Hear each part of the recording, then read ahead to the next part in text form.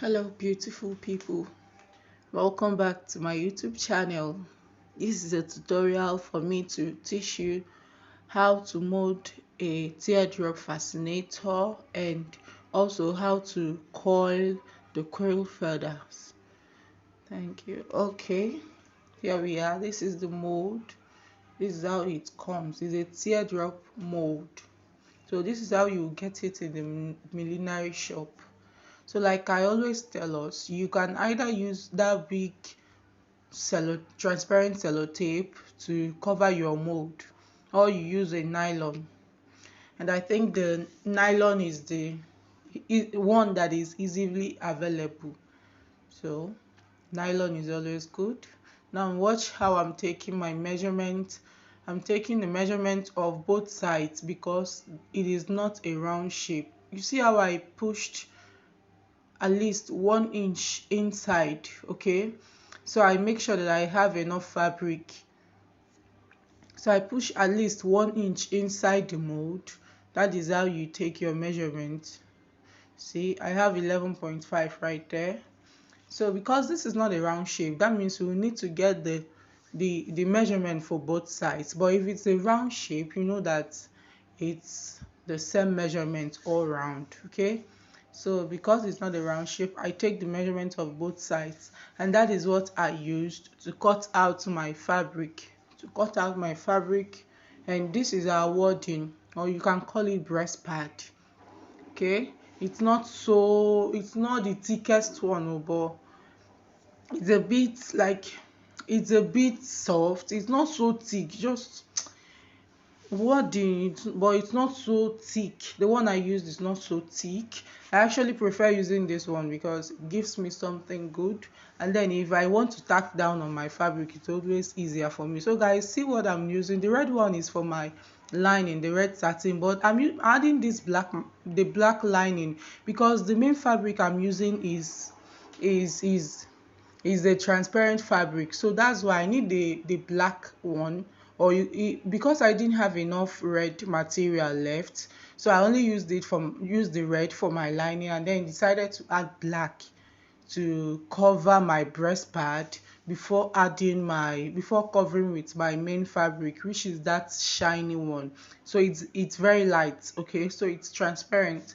I don't want it to be looking like, if I didn't add the black lining that I used, you would be seeing it, you'll be viewing the breast pad from outside. Okay, if you look at it, you'll be seeing the white. Okay, so that's why I had to also add that extra layer of lining before adding my main fabric.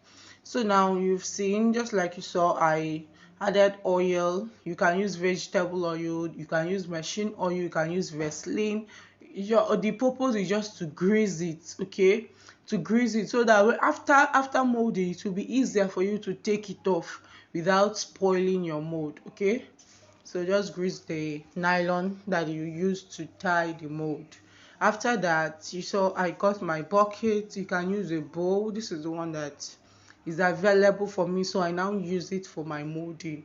Okay, add a good quantity of gum to your bowl or bucket, and then add a little water, just a little water. Okay, you don't want your stiffener to be so light. Okay, in case you don't know what the gum is called, it's called a stiffener.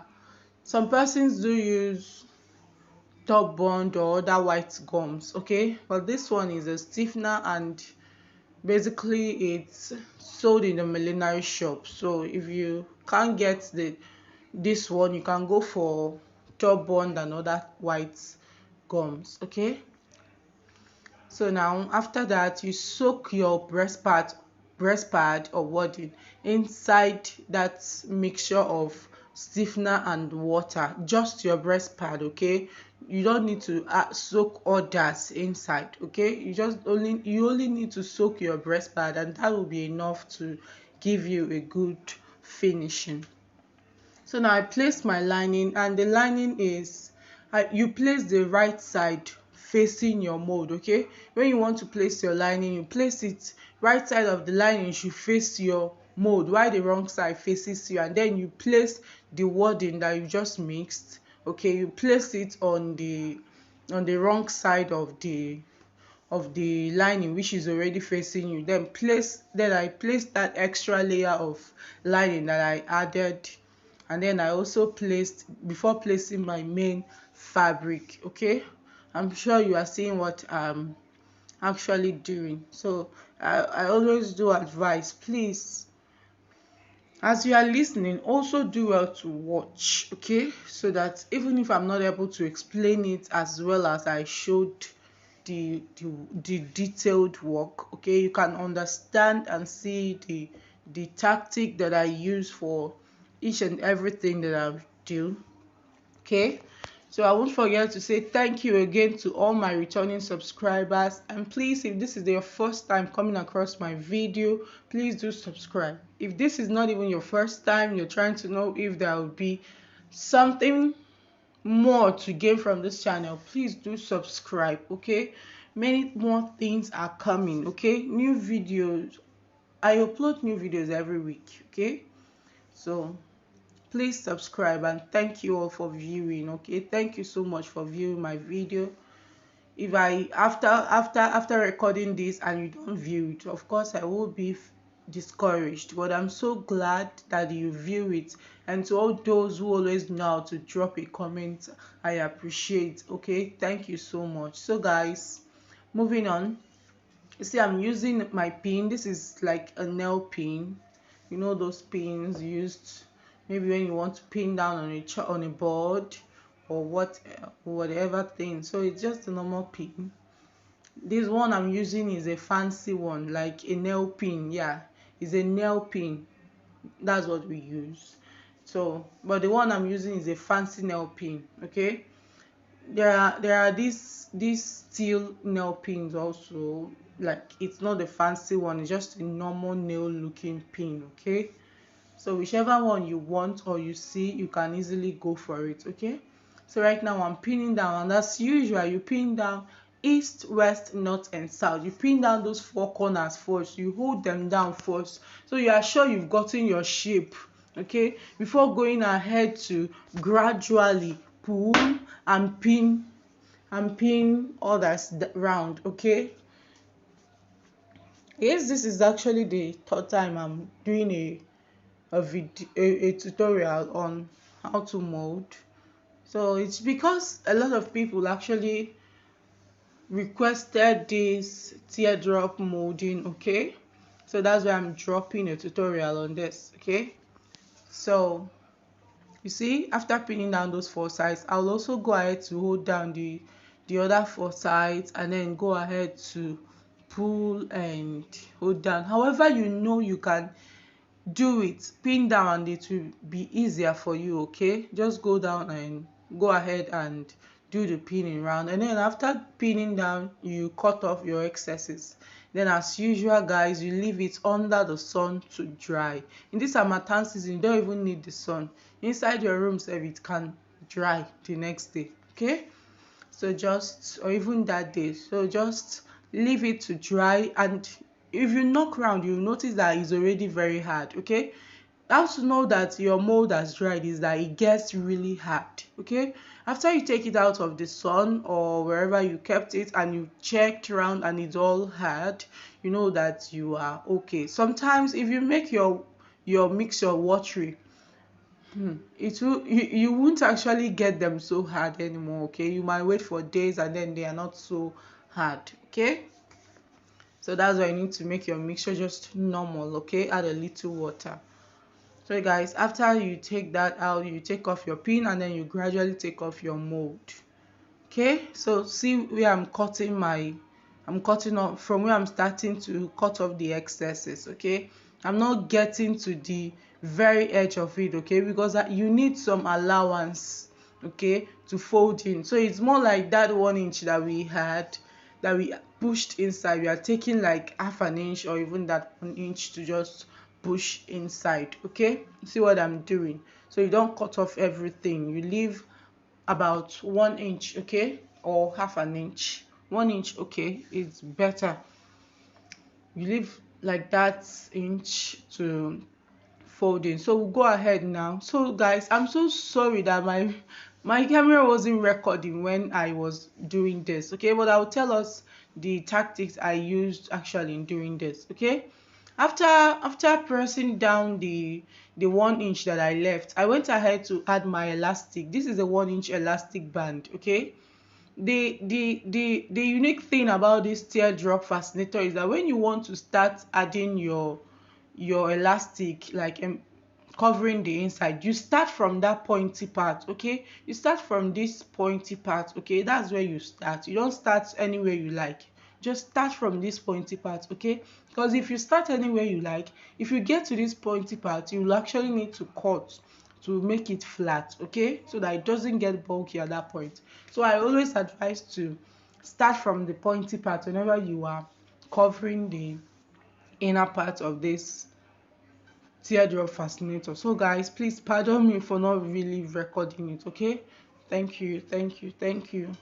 If you don't understand this, please ask me questions, okay. Whatever you don't understand about my videos, feel free to drop your comments and ask me questions, okay. If it's something you want to say, please drop your comment. The comment section is for comments. Please comment, okay. Leave a comment for me and like this video, share it, subscribe, okay. Thank you all so much. So guys, I'm pretty sure you saw the way I used my lighter to finish off the edge of this glue before actually adding another gum to finally finish with what I'm doing.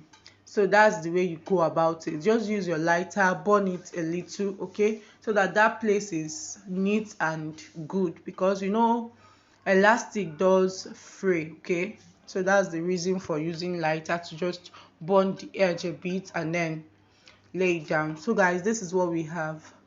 This is it. We'll go ahead now to add our band. Guys, this is an iron band, though it's covered with a black. This is the way I bought it, okay.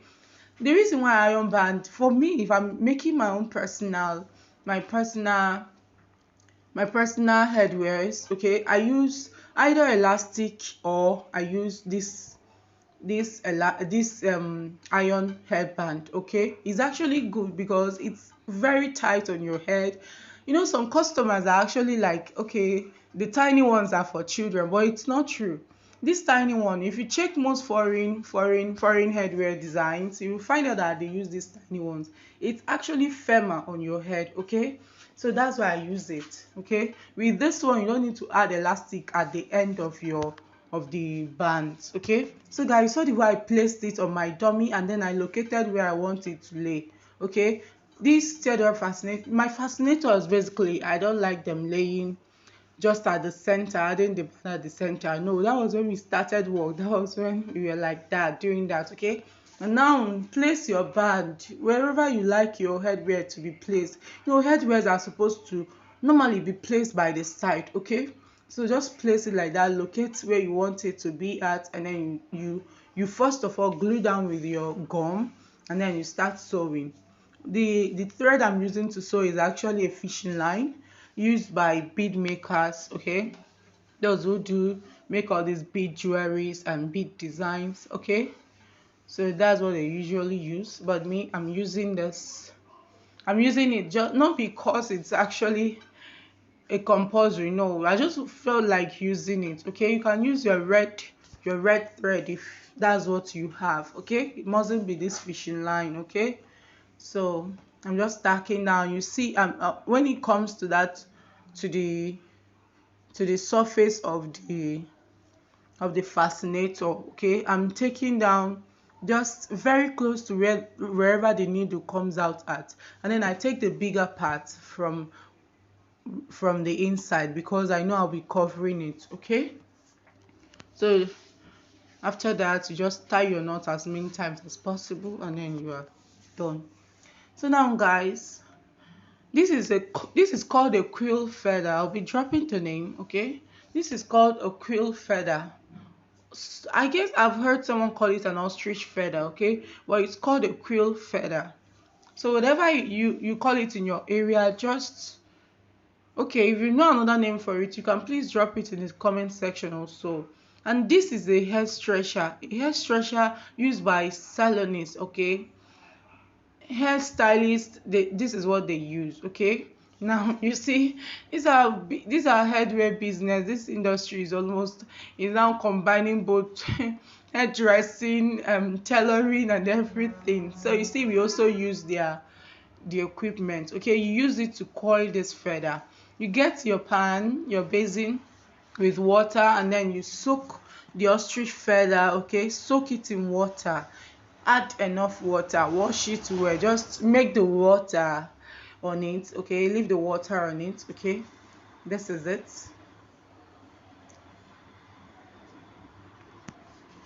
An ostrich feather, or you can call it a quill feather, whatever they call it in your area. All you know is just tell them it's just looking like a stick, straight like that. This is how it is bought. You buy it straight like this. Okay, now I'm adding jelly.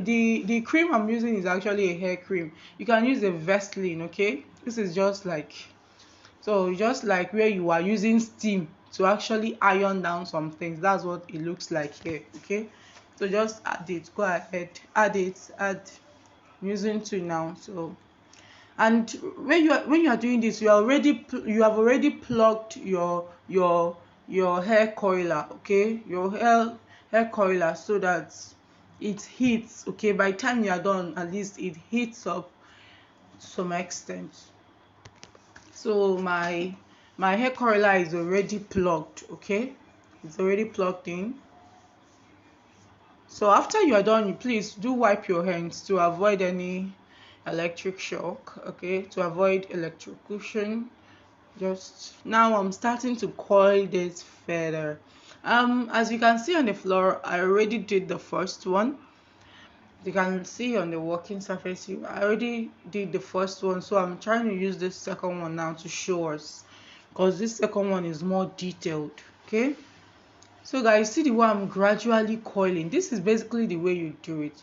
For some people, they will just put it inside and then they are wrapping around. Okay, but for me, this is the way I coil mine. I just try to make every bit of them pass through the heat of the hair curler. So as you are doing this, please be careful. Oh, this is looking like a stick. It breaks. Please, it breaks. Okay, as for the price I got this at 250 per one. So the two of them is actually 500 naira. So in my area, that's the amount I got it at. So you see the way, just basically all you need is this hair coiler. Okay, it comes in different forms.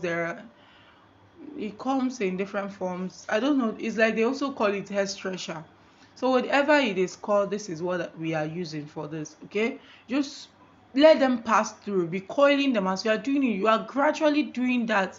When you think that, you are gradually bending them to take shape. Okay, so that you don't go and break your feather. Okay. As for, you may be thinking why I'm calling it a feather. This is actually a feather. I think it was carved out from, like, feathers has already been carved out from me, like taken off from me. That's it. So it's called a quill feather. So you see, I have two ready. I've already coiled the two of them. Just make them look the way you want them to look. Place them the way you want them to place. I made one shorter. I made one longer. Okay, one taller. Okay. So this is it. I want them to lay side by side. Okay, one facing front, one facing back. Okay, that's just the way I want. You can use it for anything you want, place it the way you like. Okay, you are free to do whatever you like at this point. Okay, you only need to know how to coil it. So you see, I just tied them down first with my thread, and here I use the red thread to tie them down.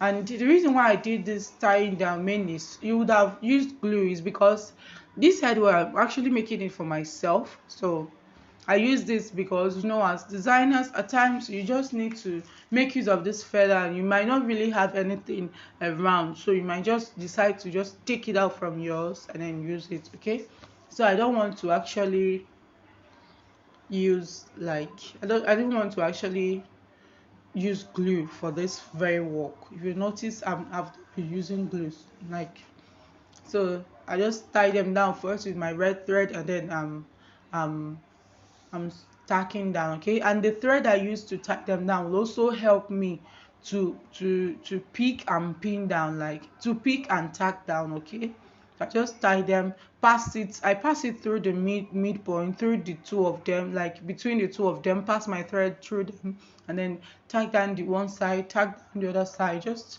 do it however you know that it can stay very firm. Okay, so mine is sitting very firm after I was done. After I was done, mine was very firm. Okay, so you knot as much as you want, and voila guys, we are done with our work. Glue down on them.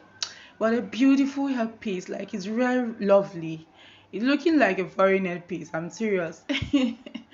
So it's simple and really nice. It's cool for Christmas, like, yeah, personal gift to myself. It's simple, though I don't really wear simple headwears. That's the main reason why I actually didn't use much of glue. Okay, I like my earpiece being so wide and exaggerated.